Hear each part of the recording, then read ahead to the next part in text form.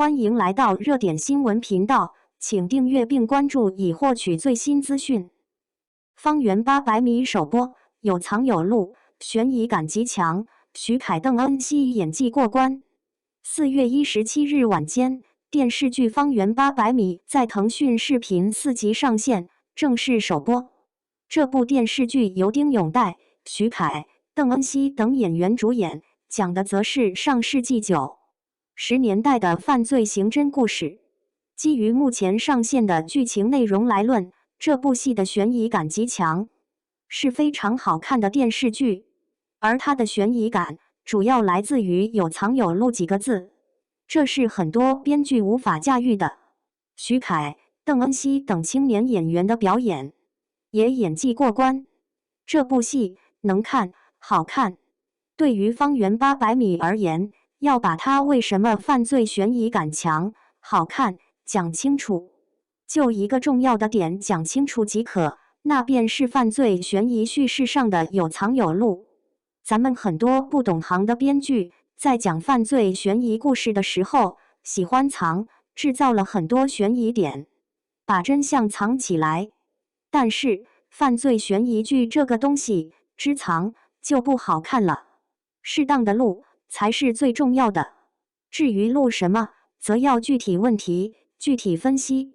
在这部电视剧作品当中，开局便是很多个悬疑内容出现，比如说小镇又出现了焚尸案件，比如男主的未婚妻曾经在20年前被焚尸，比如小镇出现违禁药品，但药品的源头一直找不到，比如涂松岩角色正在找一个女人，这个女人到底是谁？大家伙还不知道，这些都是藏起来的悬疑内容，而只有藏，这戏也不好看。方圆800米目前录了什么呢？录了徐凯角色，邓恩熙角色是卖药儿的，这俩人在其中并没有扮演正面的角色，而丁永岱饰演的男主角则并不知道儿子已经是犯罪分子了。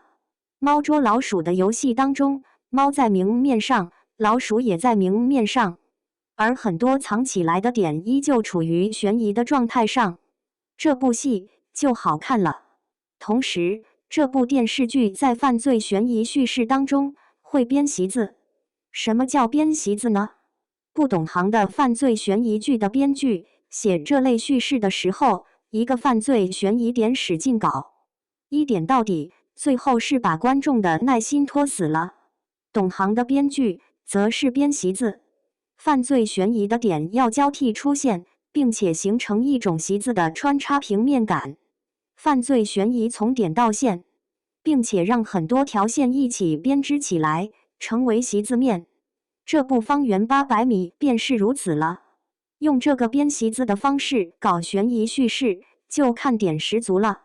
有些悬疑点被录出来之后，立马会有新的悬疑点出现，继而观众们会被这些新的悬疑继续吸引。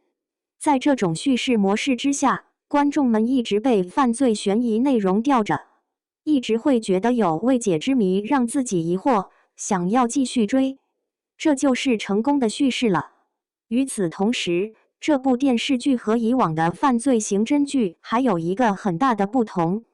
它的叙事地理环境定位在了小镇上，这是典型的熟人社会。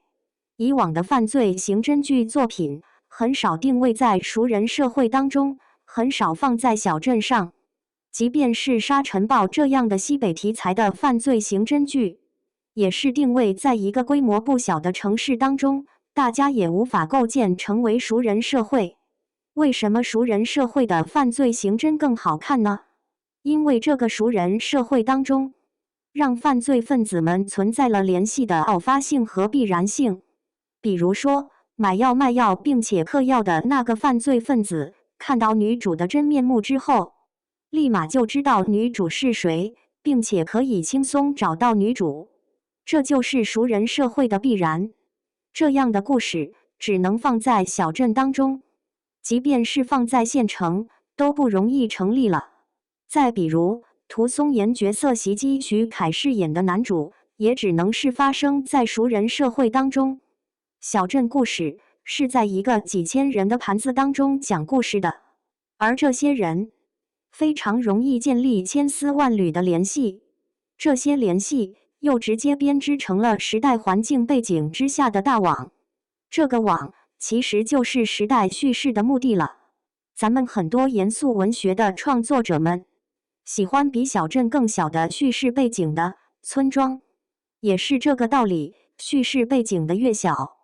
叙事编织出来的这个社会网越真实。在剧本扎实、拍摄质量过关的同时，徐凯和邓恩熙等演员的表演也是过关的。尤其是徐凯这边已经没有了流量明星的青涩，转而向青年实力派进发了。如果他能够把该剧当中的演技坚持住的话，那中国青年男演员当中